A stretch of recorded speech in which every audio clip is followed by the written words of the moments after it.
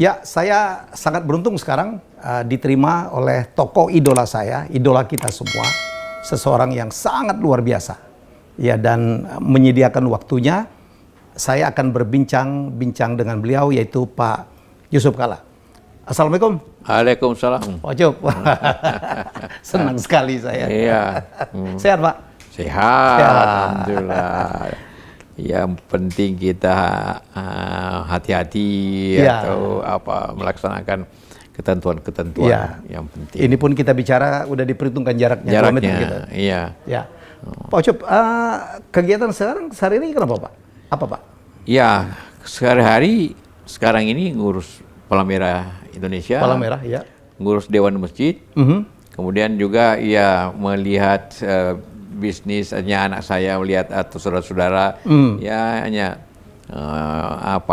memberikan saran-saran gitu kan. Oke. Nah, itu saja di samping ya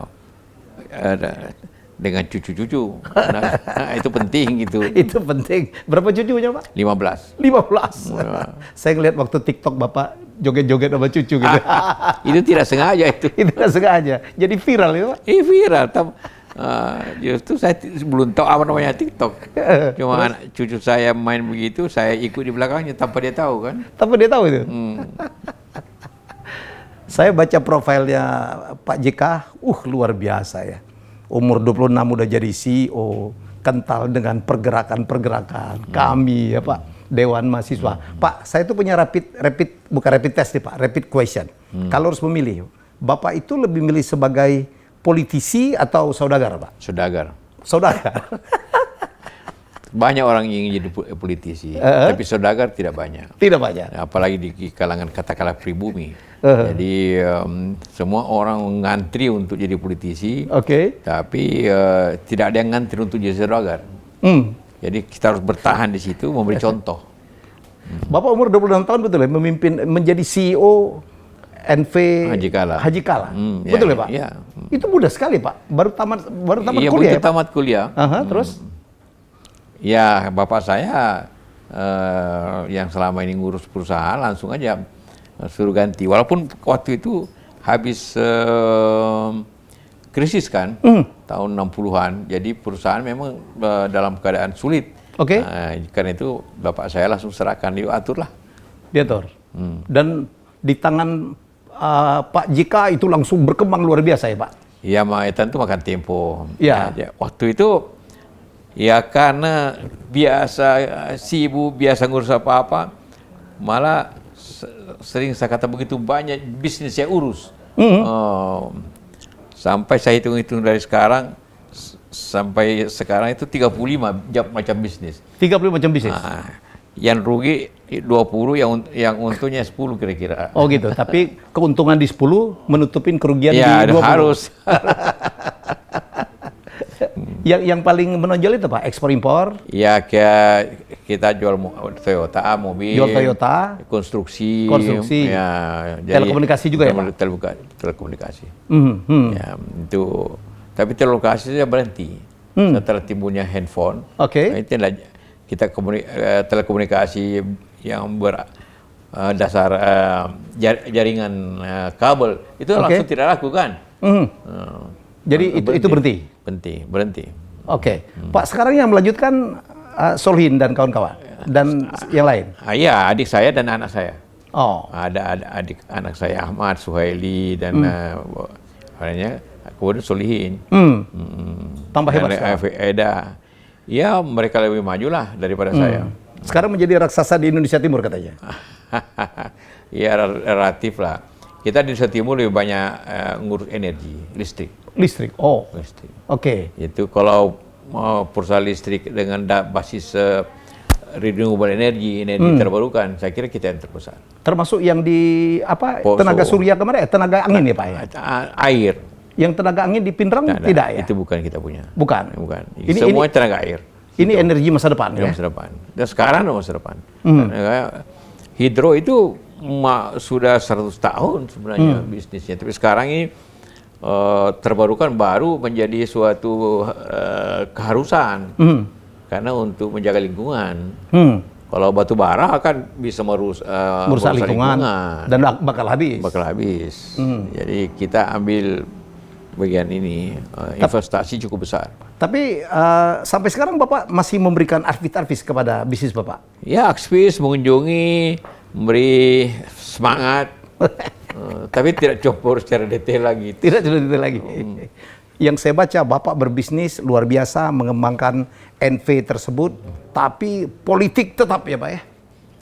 Politik waktu zaman dulu itu saya hanya anggota DPR, sidang sekali 5 tahun. Jadi Pak Gubernur, semua pihak harus jadi anggota utusan daerah. Jadi politiknya sambil lalu aja sebenarnya. Termewakili daerah.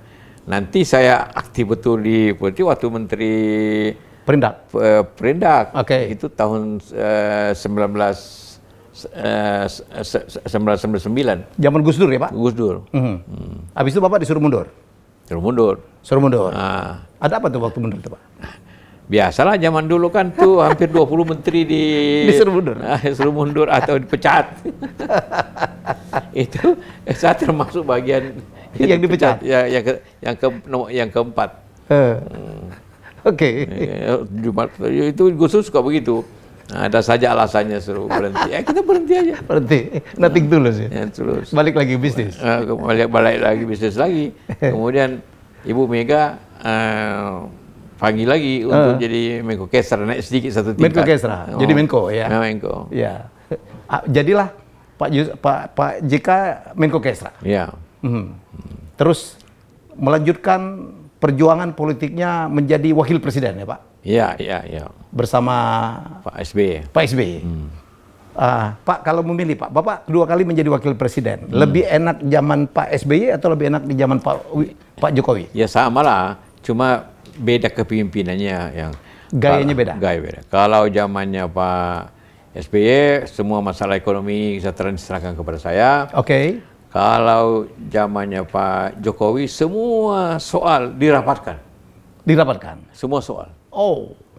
Jadi rapatnya bisa 1 minggu bisa 4-5 kali. Senang sekali rapat Pak Jokowi. Ya begitu gaya ya. Jadi ada keputusan diambil bersama. Tapi artinya apa? Di zaman Pak SBY lebih ringkas. Iya, lebih terarah, lebih cepatlah kita mengambil keputusan. Makanya Bapak bilang lebih cepat lebih baik itu ya. Itu. Ya, orang mengingatlah perannya Pak JK sebagai juru damai itu luar biasa ya Pak. Itu di era itu ya Pak ya? Ya, daerah itu. Tidak sebelumnya juga, zaman Ibu Mega waktu saya Menko Kesra. Iya. Zaman Menko Kesra saya selesaikan Poso, Ambon. Nanti zaman waktu wakil presiden saya selesaikan Aceh. Yang Bapak sampai ke Swedia ya? Iya. Wah, Bapak itu kayak Kissinger gitu, peran Bapak ya sebagai juru damai. Jadi selalu kalau ada konflik ini mesti kalau Pak JK turun, aman ini barang. Apa yang Bapak lakukan Pak sebagai juru damai itu Pak? Supaya kita bisa belajar. Ya. Jadi kalau kita mendamaikan orang, pertama harus pengetahuan, harus mengetahui, harus mempelajari masalah itu, backgroundnya, apa sebabnya. Kedua, kita harus menjaga dignity, kehormatan masing-masing dari yang berkonflik. Konflik. Jadi win-win. Tidak boleh ada merasa kalah gitu kan.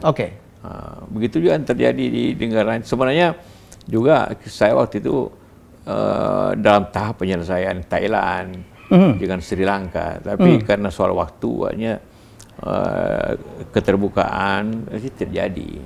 Tapi sudah mulai. Apa rahasia sukses Bapak bisa mendamaikan GAM Aceh waktu itu Pak? Ya, pertama pengetahuan, kedua solusinya harus menguntungkan kedua belah pihak. Ya, kita harus jalan tengah, harus mesti ada take and give. Maka kita lihat masalahnya Pak, backgroundnya. Banyak orang mengatakan masalah Aceh itu karena masalah agama atau masalah syariah. Ternyata menurut saya tidak, itu masalah ekonomi.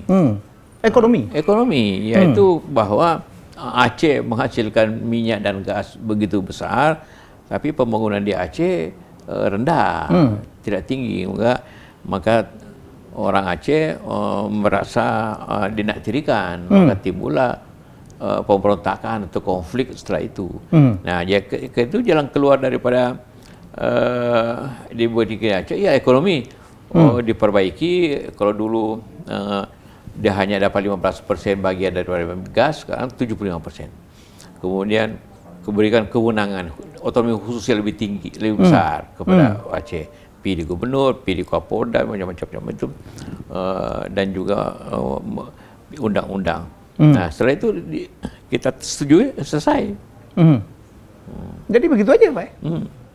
Begitu. Mengajak berdialog. Berdialog. Siapa yang Bapak dulu deketin, Pak? Tokohnya? Tokohnya ya semua kita dekati Toloya. Yang penting kan begitu orang yang berperang, yang punya senjata. Ya kita dekati panglimanya. Kemudian Muzakir tapi yang paling pokok mendekati atau berbicara dialog dengan Pak Bali Mahmud, dengan Dr. Zaini, tokoh-tokoh kami itu. Dan itu dia diatur di Helsinki pertemuan itu. Pertamanya cukup 5 kali aja. Semua Bapak rangkul? Ya. Ya. Tentu dilakukan oleh tim perunding diketahui Pak Hamid Awaludin. Hamid Awaludin waktu itu ya? Dengan Farid. Kemudian Sofyan, Jalil, itu ada 2 lagi. Itu yang bertiga yang intinya. Bapak juga akhirnya pernah menjadi ketua umum Golkar, Pak, 5 tahun ya, Pak ya? Iya. Iyalah. Jadi nggak main-main itu kiprahnya. Itu pemikirannya sederhana. Waktu itu saya dengan Pak SBY hanya didukung 11% kursi di DPR. Jadi itu kalau terjadi apa-apa di DPR, berat, kita bisa kalah kan? Karena itu kalau voting. Karena itu saya mengatakan bagaimana saya menjadi ketua Golkar. Saya berusaha jadi ketua Golkar dan kemudian mengajak 1-2 partai lagi kayak PAN. Maka kemudian saya ketua Golkar, urusnya kayak cuma 5 hari. Zaman dulu 5 hari aja. Untuk merebut jadi ketua Golkar? Iya, 5 hari. Dari mulai Senin sampai Jumat, Sabtu pemilihan. Terpilih? Terpilih. Lawan siapa waktu itu? Pak Akbar. Akbar yang begitu terkenal, Akbar Tanjung. Sampai dia kecewa sekali. Tapi itu kan sederhana. Karena saya lihat ketua Golkar di banyak daerah itu semua, kalau bukan gubernur, dia bupati, wakil bupati, atau ketua DPR. Ya semua orang pemerintah. Jadi saya orang pemerintah gampang terpilih kan. Saya hitung. Dalam 5 hari saya ketua. Beda sekarang orang kampanye kemana-mana. Tidak ada kampanye. Bapak telepon-teleponin aja? Iyalah, paling bertemu di Bali itu. Dipanggilin? Ya, tidak dipanggil, hanya menyampaikan gini, nanti kita bawa Golkar ini. Aspirasi? Aspirasi. Jadi Bapak tuh jago betul lobby ya, Pak? Jadi ini mungkin ilmu saudagarnya ya, Pak? Ya begitulah pendekatan. Saudagar itu kan jago lobby ya, Pak? Pak, saya tuh kagum sekali ya, teman-teman sekalian, itu Pak JK itu, saya ini kan banyak bicara tentang komunikasi. Saya selalu ngasih contoh di kelas saya, orang yang public speakingnya bagus sekali, itu adalah Bapak Yusuf Kalla. Iya. Gitu. Oh gitu? Iya Pak. Bapak kalau ngomong itu lucu, menarik, tidak membosankan, tidak ada yang tidur, banyak ketawanya gitu. Iya. Bapak persiapannya gimana, Pak? Justru yang hanya ingin mengetahui background-nya pertemuan itu apa. Itu siapa penting. Yang hadir itu penting. Background-nya apa? Ini tips ya. Oke. Kemudian tujuannya apa? Tujuannya apa? Itu saja. Jadi tahu siapa yang akan hadir, tujuannya apa, dan background pertemuan itu apa. Itu cukup untuk Bapak? Cukup itu. Untuk mengolah? Mencari informasinya ya Pak? Iya. Mencari joke-nya ya? Nah itulah gunanya kita membaca. Karena kalau, dan sampai itu juga kalau ada ceramah begitu, saya tentu buka-buka buku-buku juga. Oh gitu ya? Apa sih background itu, apa yang kejadian. Nah, kalau soal humor itu datang sendiri juga tergantung suasana. Iya. Itu yang saya kagumi dia. Saya pernah bicara di...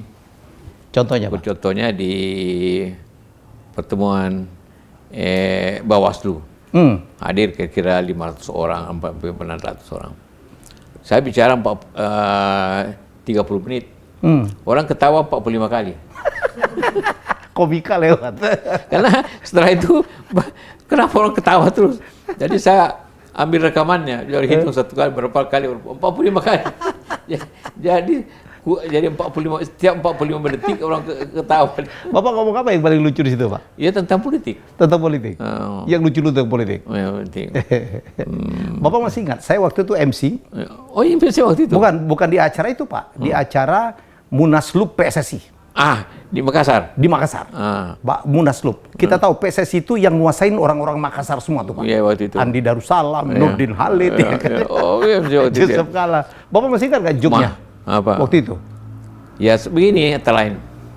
Itu saya pakai terus, Pak. Contohnya itu. Yang mana? Setiap orang bicara bola, ya, selalu mengingat kemenangan Indonesia, pertandingan Indonesia melawan Uni Soviet di Olimpiade 0-0. Itu sudah 50 tahun masih itu bicara. Masih bicara kan? Bayangkan kalau kita menang, kita bicara 1 abad ketika. Dan Pak JK tuh ngomong, Indonesia sebenarnya selalu nyaris menang, hampir menang, nyaris menang. Kita nyaris menang aja udah happy ya, Pak.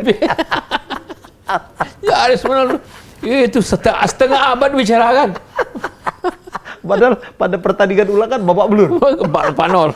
4-0. Pak JK mungkin lupa. Itu yang saya pakai terus. Pak JK ngomong begini, ini Munaslup. Orang-orang bola nih. Andi Darussalam, Nurdin Halid, semua hadir, Pak. Pak JK ngomong, Anda tahu tidak?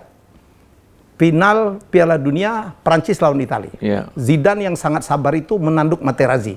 Kira-kira yang dibisikkan Materazzi itu apa? Bapak masih ingat Bapak ngomong waktu itu?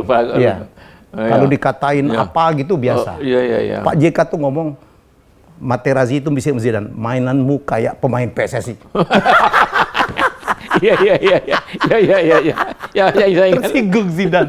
Tersinggung Zidane. Orang yang sangat sabar itu kehilangan. Saya bilang, Pak JK dapat dari mana? Dan itu saya pakai di mana-mana, Pak. Luar biasa. Iya, saya ingat. Itu juga hampir 40 kali orang. Iya, betul. Saya di situ, Pak, saya FC-nya. Jadi itu bagi pemain dunia itu penghinaan paling besar ya, Pak. Tapi yang bicara adalah seorang wakil presiden gitu. Yang sangat ngerti bola. Tapi kan ketua PSM kan? Iyalah. Pak, saya pengen tahu, Pak, ini repeat question kedua. PSM atau Makassar Utama? PSM. Karena Makassar Utama itu hanya ada batasnya, hanya 10 tahun. Tapi timnya Bapak juga kan? Saya ketua juga. Iya, ketua juga. Ya, dua-dua saya ketua waktu itu. Tapi hanya 10 tahun. 10 tahun. 10 tahun. Jadi PSM itu kan legendaris ya. Zaman kala Tama ya, Pak? Tama, iya zaman kala Tama. Jadi saya termasuk pendiri kala Tama pertama. Oh iya, kita rapat tuh dengan siapa anaknya Pak Harto? Sigit, ya. Kan? Arseto. Ngomong Pelita Jaya, ngomong Pardedetex. Wah, Joni Pardede. Besar-besar itu waktu itu ya. Kamarudin Pakabean barangkali, Pak ya? Bukan. Iya, Mercubuana ya, Mercubuana, iya. Mercubuana. Indonesia Muda zaman itu ya. Niak Mitra. Itu, Niak Mitra. Akub Zainal. Medan. Surabaya. Wenas. Akub Zainal. Arema. Malang betul. Dan saya pernah ketemu beliau, Bapak ngomong apa? Ini lucu banget pokoknya. Saya tuh baru tahu. Saya pengagum beliau kalau public speaking. Ternyata beliau ngomong, Mi, tahu nggak? Ini kita ngomong di Auckland, Pak. Iya. Ya waktu Bapak liburan dan saya sempat juga libur ke sana. Jadi beliau itu kadang-kadang kalau pidato itu tidak bawa teks, betul ya, Pak? Tidak pernah bawa teks. Cuma catatan. Kadang-kadang cuma kertas putih ya, Pak? Jadi tim pidato beliau itu menyiapkan pidatonya adalah bukan menyiapkan, tapi mencatat apa yang sudah Bapak ngomong ya, Pak? Iya. Betul itu, Pak? Direkam. Kemudian dijadikan tulisan. Iya, dijadikan tulisan. Jadi terbalik. Biasanya orang ditulis dulu baru pidato, saya pidato dulu baru ditulis. Bapak kan wapres, Pak. Nggak boleh salah ngomong. Saya menjaga tidak salah juga. Itu luar biasa. Jadi biasanya pejabat negara, apalagi wapres ya, Ada punya tim penyiap pidato sendiri, dituliskan baru Bapak tinggal baca. Pak JK tuh kebalik ya Pak? Ya. Sehingga baru setelah saya berhenti, kalau berguru ketemu teman-teman itu yang ngurus pidato, saya bilang, kalau kita tuliskan pidato Bapak, paling cuma 2 yang Bapak baca. Assalamualaikum dan waalaikumsalam. Di tengahnya? Di tengah kemana-mana? Di tengah kemana-mana. Tapi tetap lurus. Tetap, ya, itu hebatnya. Itu hebatnya gitu. Jadi public speaking itu ya, kalau kita pidato itu kan harus menarik ya Pak. Ya. Kalau nggak menarik orang tidak dengar. Dan saya tidak pernah baca punya teks pidato, apalagi punya PowerPoint. Karena saya tidak suka. Kalau saya pidato, matanya orang ke PowerPoint. Jadi saya bisa berkomunikasi, mata saya berkomunikasi. Kalau harus melihat. Iya, harus melihat. Dia lihat saya. Itu yang kita sebut dalam komunikasi itu eye contact, Pak. Eye contact, ya. Eye contact, ya. Oh. Komunikator paling top itu kalau menggunakan eye contact secara efektif, dan Pak JK itu luar biasa. Nggak ada PowerPointan, dan dia tidak membaca, teks tidak dibaca. Kalau kita membaca menundukkan eye contact hilang ya. Hilang. Public speaker kalau mau belajarlah dari Pak JK. Apalagi kalau pakai humor, kan saya selalu pakai humor apa saja. Nah, kalau kita lihat matanya orang, oh dia suka ini, kita tambah lagi. Kalau kita tidak ada eye contact, kita tidak tahu dia ketawa atau tidak. Kita tidak tahu arahnya apa dia suka. Bapak dari mana dapat humor-humor itu, Pak? Ya. Kebiasaan membaca aja sambil mendengar atau pengetahuan. Membaca justru. Bapak pengetahuan. Bapak masih rajin membaca? Oh, iya, masih. Sampai sekarang? Sekarang. Luar biasa. Pak, sekarang kita balik agak serius Pak, setelah kita lucu-lucuan. PMI sudah menerbitkan pernyataan bahwa sebaiknya pilkada ditunda ya Pak? Iya. Apa alasannya Pak? Pertama begini, apa sih tujuan pilkada itu? Memilih pemimpin untuk mensejahterakan masyarakat. Memajukan sebenarnya. Kalau cara pemilihannya begini, bisa-bisa orang bukannya sejahtera, tapi malah celaka. Kedua, dulu itu penentuannya September, saya kira Desember. Dari September, karena dikira September itu sudah puncaknya. Iya. Bulan ini. Ternyata tidak kan? Bahwa puncaknya masih akan mungkin Desember. Ya. Justru bahayanya kalau Desember itu puncaknya, bahaya. Itu yang paling penting, pengalaman di banyak negara yang melaksanakan pemilu pada bulan-bulan musim itu, pesertanya sedikit. Di Iran hanya 40%. Di Perancis biasanya di Iran itu 70%, turun 40%. Di Perancis juga turun. Di Australia turun, walaupun di sana wajib. Hampir semua yang mengadakan pemilu pada bulan-bulan yang ini turun. Partisipasi? Ya, partisipasi. Artinya kualitas turun. Nah, belum apa-apa, baru awal ini pimpinan KPU Arif kena. Anggotanya kena 2. Bawaslu juga kena ya, Pak? Bawaslu kena. Kemudian Ketua KPU di Sulawesi Selatan kena. Ya. Ini baru awal. Bagaimana nanti? Dari peserta ada 60 yang kena. Ya. 60 yang kena. Jadi bayangkan kalau dia kampanye mungkin bisa 100-200 yang kena. Ya. Jadi buat apa? Dan juga banyak peserta itu yang 60 peserta kena. Ya. Jadi baru awal. Belum lagi nanti kalau terjadi kampanye ya Pak? Itulah kampanyenya pasti. Pendaftaran aja di yang teratur itu hanya hadir di 50 orang, hadir ratusan orang. Yang lain ya gila ya, diarak-arak ya itu Pak? Masih bisa diatur. Tapi kalau kampanye tidak bisa diatur, orang pada datang di lapangan gimana? Apalagi konser diperbolehkan. Diperbolehkan. Jadi lebih baik lebih banyak mudaratnya daripada manfaatnya. Jadi toh banyak bupati, gubernur itu masa jabatannya baru berakhir tahun depan. Hanya karena ingin digabung, maka didahulukan. Jadi tidak apa-apa juga ini ditunda, tidak apa-apa. Semoga ini akan dipertimbangkan ya Pak JK. Iya, saya kira semua sebagian besar pandangan organisasi besar kayak NU, Muhammadiyah dan sebagainya minta itu. Tapi ini katanya udah diundang-undangkan ya Pak?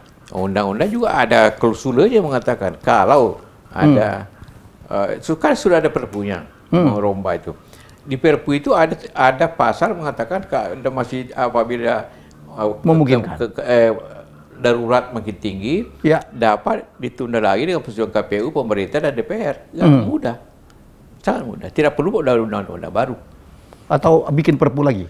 Tidak perlu. Tidak perlu. Karena di Perpu itu sendiri sudah ada klausul untuk mengizinkan. Tinggal kesepakatan aja ya Pak ya? Kesepakatan saya antara KPU, pemerintah dengan pemerintah. Jadi ini Pak Jokowi harus mengambil inisiatif Pak ya? Atau siapa saya presiden? Atau ketua PU atau DPR bisa inisiatif. Dan saya yakin semuanya rakyat ini memilih pemimpin rakyat, rakyatnya bisa cilaka gimana? Iya. Saya kebayang Pak, saya kan pernah 3 kali pilkada walaupun kalah nih Pak. Pengalaman, satu hari kadang-kadang kita 10 titik nih. Iya. Bupati, calon bupati, calon wakil bupati kita pisah 2 lagi Pak. Iya. 10 titik ketemu masing-masing 100 orang aja Pak. Iya. Selama berapa? 60 hari ini ya? 60 hari itu. Waduh, nggak kebayang tuh Pak kemungkinan kontak-kontaknya ya Pak. Iya. Apalagi ada penyanyi dangdut, selesai itu. Iya. Oke. Pak, rapid question ketiga Pak. Coto Makassar atau soto Padang? Soto Makassar. Waduh. Ibu tahu nih. Ibu lebih lama tinggal di Makassar daripada di Padang. Oh gitu ya? Gitu ya Pak? Soto Padang itu bermacam-macam juga. Iya tahu. Jadi, tapi untuk saya kenikmatannya Coto Makassar itu lebih mendarah daging lah gitu kan. Oh gitu. Jadi di rumah ini lebih sering makanan Makassar daripada Padang? Mix. Nah, kalau ada ikan bakar, biasanya ada juga rendang. Ada juga rendang. Jadi ibu kita adil. Bapak lebih milih ikan bakar daripada rendang? Ya otomatis.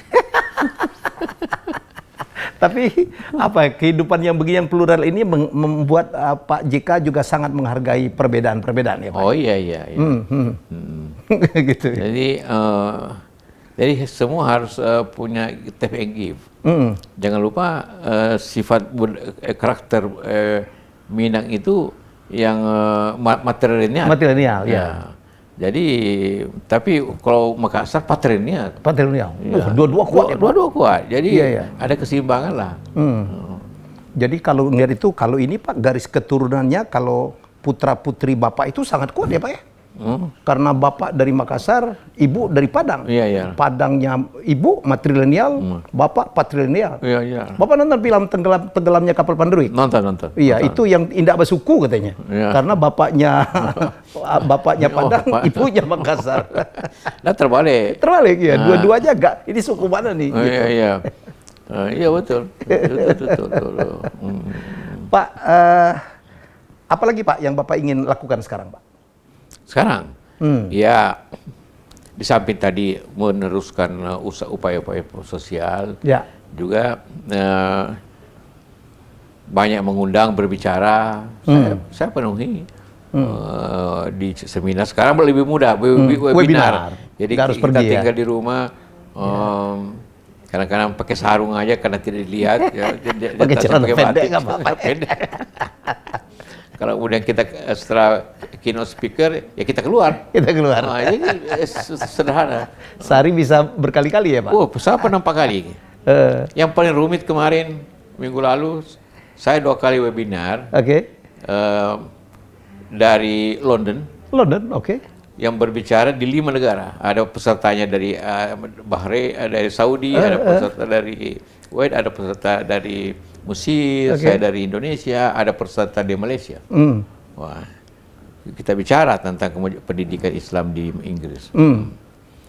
Kemudian 2 hari kemudian berbicara lagi di 6 negara, tapi Itu dia dari Abu Dhabi ke Mesir, Al-Azhar, ke Vatikan, jadi kardinal ini atau mewakili Vatikan, ke PBB, dan diwakili oleh wakil sekjen PBB, kemudian ke Amerika, dan saya wakili Asia. Oh, bingung juga pakai karena bahasa 3, bahasa Arab, bahasa Perancis, dan bahasa Inggris. Ini terpaksa penterjemahnya bingung. Tapi Bapak juga bisa bahasa Perancis kan, Pak? Nah, tidak bisa. Bukannya Bapak kuliahnya di Perancis Ya, S2, kuliah Pak? saya waktu itu bahasa Inggris. Oh, kuliah di Perancis, tapi Inggris. pakai bahasa Inggris. Itu apa, jurusan bisnis administrasi, Pak? Bisnis Ya? administrasi. Ya, jadi beliau ini tamatan di Paris ya, Pak? Apa nama universitasnya, Pak? INSEAD. Tapi saya semuanya tidak lama, hanya 3 bulan aja. Oh, 3 bulan aja? Hanya kursus short course. Oh, short course. Oke. Baik, tapi Bapak doktornya honoris causanya banyak sekali ya, Pak ya? 14.